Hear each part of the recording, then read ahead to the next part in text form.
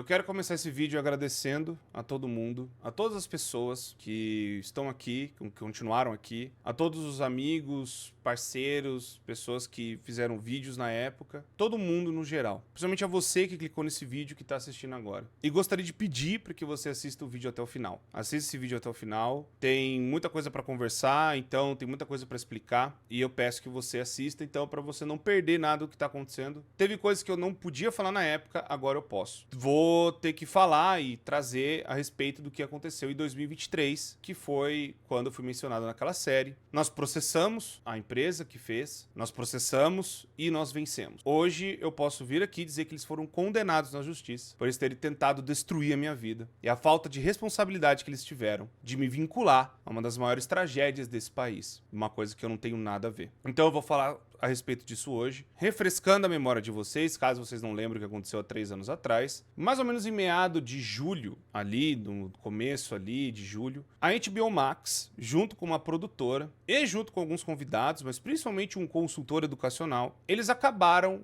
fazendo uma série. E essa série é para relatar o que aconteceu. Pelos 2 primeiros episódios dessa série são documentais, na verdade os 4 episódios são todo um documentário, mas os 2 primeiros episódios é uma dramatização da tragédia que aconteceu em Realengo. O que aconteceu lá foi em 2011, no Rio de Janeiro, um cara, um monstro, completamente insano, uma pessoa terrível, fora das suas faculdades mentais, um monstro completamente sanguinário, bizarro, acabou entrando numa escola e entrou armado e ceifou a vida de algumas pessoas lá, alguns professores, mas principalmente crianças inocentes. Ele fez isso, depois ele ceifou a própria vida. E o que aconteceu foi o seguinte: a série, ela tenta dramatizar e faz até uma dramatização dos 2 primeiros episódios são isso, mas o 3º e o 4º episódio é tentando procurar justificativas, tentando procurar o que aconteceu, do porquê que algo assim acontece, porque algo assim rola, do porquê que algo desse jeito existe, como que um cara desse, né, aparece na nossa sociedade. E no meio desse episódio,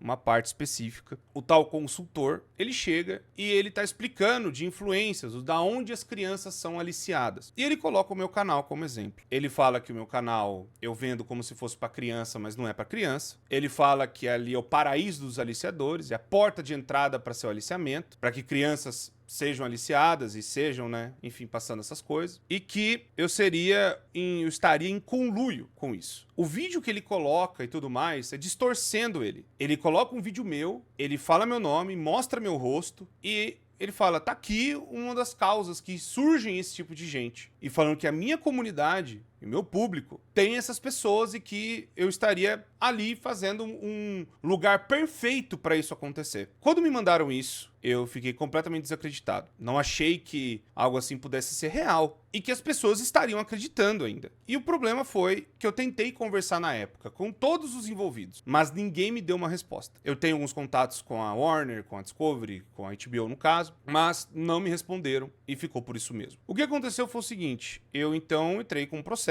e depois eu fiz um vídeo me defendendo. Realengo, o que aconteceu lá foi em 2011. O meu canal, esse canal que vocês estão vendo aqui, ele surgiu em 2013. Eu não estava no YouTube na época, eu não fazia vídeo no YouTube na época, eu não tinha nem como eu ser qualquer tipo de influência para aquilo lá. E Five Nights at Freddy's surgiu em 2014. Não tem nem vínculo, não faz nem sentido esse negócio. E eu provei também naquele vídeo que eu tenho as opções do meu canal, que o meu conteúdo, no geral, não é feito para criança. Eu não coloco o meu conteúdo vinculado para crianças verem. Não é a minha intenção. Eu não coloco para criança assistir. Eu deixo todas as opções de que esse conteúdo não é para criança, tá? Aviso bem grande no meu canal, que o meu canal não é para criança. Então, eu deixei sempre bem avisado e nós temos uma equipe de moderadores limpando qualquer tipo de coisa. Contatos que queiram colocar no WhatsApp, no Telegram ou qualquer outra rede. Nós proibimos e nós cortamos. Eu não faço nada desse tipo de coisa. Eu não tenho nenhum centro desses tipos de crimes. Eu não faço esse tipo de coisa. Então, na série não foi colocado absolutamente nada. O tal consultor, ele pegou o meu vídeo e ele deturpou o meu vídeo. O vídeo em questão é o vídeo da história de Five Nights at Freddy's, que eu tô explicando a história. Eu tô mostrando para as pessoas e falando, gente, a história de Five Nights at Freddy's é desse jeito. Eu não estou pegando e falando que é algo real. Nunca falei isso. E todos os momentos, e até naquele vídeo que eu me defendi, eu falo Five Nights at Freddy's é uma obra de ficção. Ele não tem embasamento em nada real. Até a tal teoria que ele tenta colocar, que ele até falou no... Depois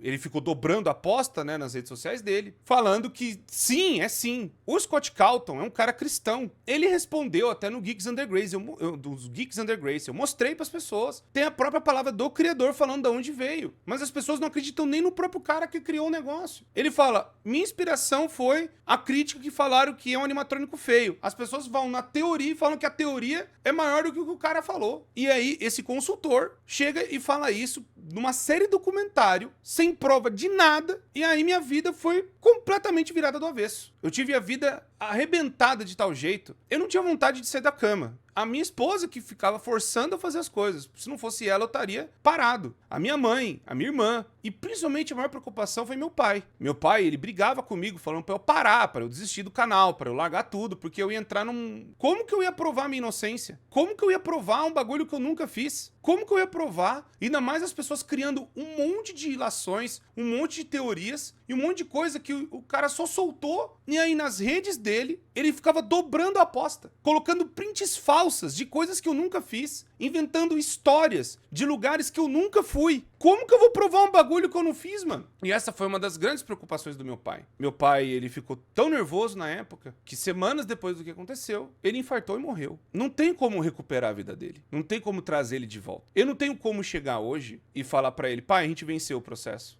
Eles foram condenados. Mas eu espero que onde ele esteja, que esteja ao lado de Jesus, eu falo, pai, a gente venceu. Demorou, mas a gente venceu. E eu fiz isso, eu processei, fui até o final e aguentei um monte de gente falando um monte de coisa, porque eu sei que eu nunca fiz nada dessa merda. E me acusaram de uma coisa que eu não fiz. Parceiros saíram fora, patrocinadores sumiram, amigos meus deixaram de falar comigo, pessoas que eu tinha uma amizade há anos na internet, simplesmente sumiram. E aí o que eu fico foi, por exemplo, amigos da minha vida pessoal, pessoal de Garça, falando, poxa, Cor, a gente sabe que você nunca fez nada disso. Pô, que absurdo que tá acontecendo. E aí que vem a força da internet. A galera viu tudo o que aconteceu, viu a injustiça que foi e novamente querendo colocar videogames como algo ruim, videogames como algo terrível e videogames como se fossem os responsáveis por coisas terríveis dessa. Eu não consigo medir a dor que deve ser para aquelas famílias até hoje. Não só de Realengo, mas Suzano e outros lugares. De pessoas que você perdeu na mão de um monstro. De uma pessoa que só quer fazer maldade. É algo absurdo, mano. O nível de coisas das pessoas perderem completamente o tato com a humanidade. Eu não consigo mensurar a dor. Hoje eu entendo um pouco ela. Por mais que não tenha sido a gente na época, eu em Garça, ajudando meu pai, e eu tava trabalhando em fábrica, vendo uma tragédia no Rio de Janeiro, anos depois, cai na minha cabeça. E novamente, foi totalmente deturpado na série. Eu estou explicando a história de um jogo. Eu não estou falando de coisas reais. É a história de um videogame. Mas enfim, pessoal, eu sei que é um gosto amargo, porque eu fiquei com esse negócio travado, porque eu sei que eu nunca fiz nada. Foi uma vergonha eu ter que me apresentar na delegacia, eu ter que ir, entrega dispositivo, eu e minha esposa, e eu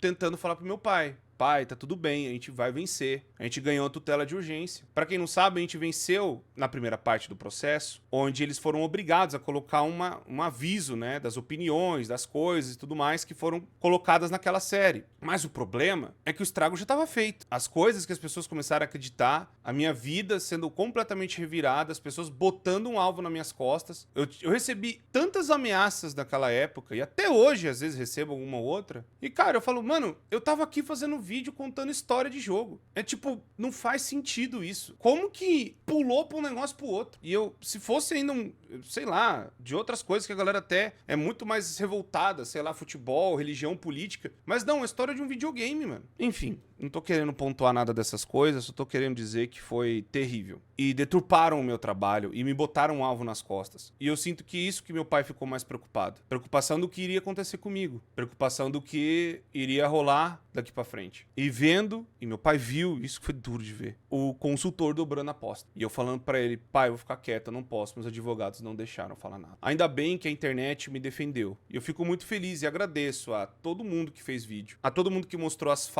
falcatruas, as coisas mentirosas, as palhaçadas, tudo. Eu agradeço por todos vocês. De verdade, muito obrigado mesmo. Eu sei que não é o bastante, que não vai trazer a vida do meu pai de volta, mas ele viu, onde quer que ele esteja, eu tenho certeza que ele é muito grato, e eu também sou grato, e minha família também. Apesar de tudo que aconteceu, apesar de todas as coisas, sobrevivemos. E uma coisa que eu falei pra ele, eu falei, pai, eu não vou abaixar a cabeça, eu não fiz nada de errado. Eu não fiz nada de errado, eu não sou um criminoso, eu nunca fiz nada de errado dessa merda, e nada de errado de porra nenhuma. Eu não vou abaixar a cabeça por uma coisa que eu não fiz. Eu não vou desistir, eu não vou parar por uma coisa que eu não fiz. Eu não vou ver a galera me acusando de coisas que eu não fiz e que eu não sou e simplesmente falar, não, beleza, eu vou sumir. Não vou fazer isso, mano. Eu não fiz nada de errado. Mas passou. Depois eu vi que esse consultor sumiu, né? Pediu desculpas, falou algumas coisas lá, mas já foi. O estrago já tava feito. O que fica na minha cabeça agora, depois de todo esse tempo, que a gente teve que ir pra uma segunda instância, porque eu tomei um... Enfim, foi pessoas falando e tal. O que mais eu fico mal hoje é do tipo assim, caramba, mano. Tipo, como que a gente chegou nesse ponto? Como que hoje em dia as pessoas elas perderam completamente o tato? E essas empresas muito grandes, elas não fizeram só comigo, já fizeram com outros influenciadores. Vocês vão lembrar de alguns nomes. Eu não quero citar os nomes porque eu não sei se eles se sentem confortáveis com isso. Mas eu já vi casos de outros youtubers sendo mencionados em redes de televisão do nada, mano. Simplesmente de graça. Não pergunta pra pessoa, não vai atrás, não fala, não vai nada. Só comenta e já era. E isso tá acontecendo muito, até nas próprias redes sociais. As pessoas só falam e é isso. Não tem uma responsabilidade, não tem absolutamente nada. E o problema é que as pessoas acham que não acontece nada. Ah, não vai dar nada, só desliga o modem. Ah, não, para, é só pixel na tela, não sei o que. Escuta um monte de papo assim, não foi assim bem que funciona, cara. Infelizmente. Eu tenho a consciência tranquila e limpa. Eu sei que eu não fiz nada de errado, mas um doido, um cara que nem eu contei da escola base, pô, cara, o que ele pode fazer? Eu não sei. Eu temi pela minha vida, eu temi pela vida da minha família, principalmente pela vida da minha esposa. Meus pais estavam seguros, eles já não estavam morando nos endereços que tinham, mas a minha esposa morava comigo. Recebi carta de ameaça no correio de casa, eu tive que me mudar correndo. Então, tipo assim, só por um bagulho que não tem nem prova. É só o falaram. E é bizarro ver que a gente chegou num ponto onde as pessoas só podem falar e acabou. Terrível, mano. Terrível. Eu espero que, não só essa condenação, mas outras, que eu espero, que eu sei de alguns casos, venham também a acontecer, venham a surgir e venham principalmente para mostrar a verdade para as pessoas. Venham para mostrar a realidade das pessoas e que nós não somos produto de mídia. Nós somos seres humanos. Eu sou uma pessoa, eu não sou uma coisa. Eu não sou um qualquer. E não podem e não têm o direito de usar minhas coisas simplesmente porque querem. É bizarro, eu até comentei no vídeo na época, né? Aí todo mundo que cria conteúdo vai entender também. Quando você quer usar algum material de alguma empresa, né? Não vou citar outras empresas, mas quando você quer ver uma série, um filme, sabe, qualquer coisa, você quer ver uma parada ou pôr no seu vídeo para ilustrar alguma coisa ou fazer uma análise que as pessoas gostam e tal, não sei o quê. Você quer usar uma ceninha ou até um meme, o que quer que seja. Isso em qualquer rede social. Essas empresas, elas vêm dando já marretada na tua orelha. Te dá strike, te dá direito autoral, te dá não sei um monte de coisa. Por que ao contrário, não pode acontecer? Estranho demais, mano. Eles podem pegar qualquer coisa que a gente fizer na internet, qualquer parada mesmo, e usar, sabe? E o pior é que a gente não quer trabalhar de forma terrível com essas empresas. Pô, a gente tá divulgando umas coisas que eles fazem, que coisas que a gente gosta. Mas, pô, não custa fazer uma pergunta. Não custa chegar e falar, vamos pegar o lado do cara, vamos mostrar o que tá acontecendo. Ou senão, será que ele autoriza? Porque não só eu fui mencionado naquela série, mas teve o Speed, o Guilherme, que ele tava denunciando o chat do Free Fire. E ainda, como que a revisão daquele negócio, como que deixaram passar?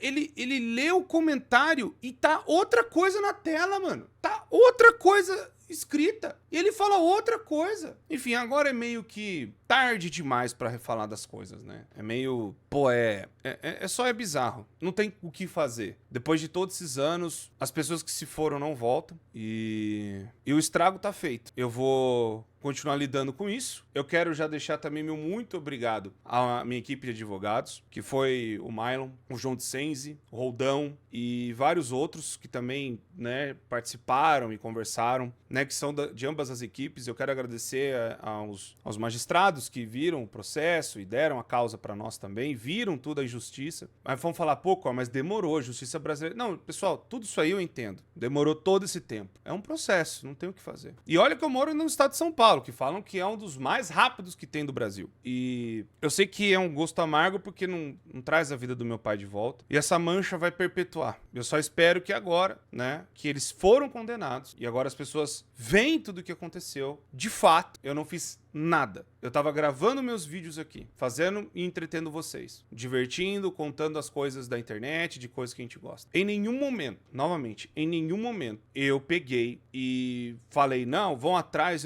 É uma coisa importante de falar. Eu não quero e não concordo com esse movimento de ir atrás de alguém, de falar e tal, não sei o quê. Eu aprendi na pele que o bagulho desse é terrível, é tenebroso. Não é certo, cara. Só que, ao mesmo tempo, eu não concordo com ameaças, com essas coisas e tudo mais. E de irem atrás, de ter falado, e a galera ter falado um monte de coisa. Eu só quis me defender. E eu agradeço a todo mundo que viu minha defesa, aos canais de opinião, a todo mundo que viu o caso, colegas de trabalho, amigos, pessoas da internet, pessoas conhecidas, pessoas que eu nem tenho contato, pessoas da política, esquerda, direita, galera, um monte de gente de tudo que é espectro diferente parou pra ver e me defender. Eu sinto muito pelos amigos mais próximos, eu não queria que vocês tivessem a dor de cabeça, por isso que eu me isolei em alguns momentos. Eu peço perdão até pra eles e porque eu não queria dar essa dor de cabeça. Peço perdão pro meu pai, pra todo mundo, né, da minha família, mas eles entendem que eu não fiz nada, né? Eu tava só aqui existindo, né? Mas eu quero agradecer também a vida deles por terem ficado do meu lado. Minha esposa, principalmente, que me abraçou, me protegeu também, me ajudou. Minha mãe, minha irmã, até os parentes, né, do meu pai e os parentes da minha mãe, toda a família, os amigos de Garça que viram a situação, mandando mensagem de apoio, mandando tudo, e a todo mundo, a todos vocês que viram, que acreditaram em mim e que agora a gente venceu. Eles foram condenados e o que eu quero dizer sobre o atentado,